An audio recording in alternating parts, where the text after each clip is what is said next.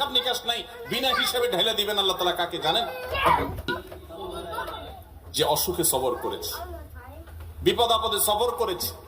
মানুষের কটুকতায় সবর করেছে, অসুখ বিসুখে সবর করেছে, মুসিবতে সবর করেছে, ধৈর্যের পাহাড় হয়েছে, ধৈর্য ধারণ করেছে, সবর করে ঢোক গিলেছে,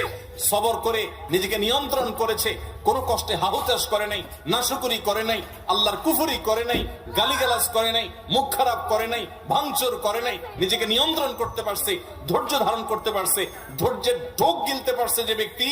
এই ব্যক্তি সম্পর্কে আল্লাহ বলেছেন ইন্নামা ইউওয়াফাস সাবিরুনা আজরাহুম বিগাইরি হিসাব।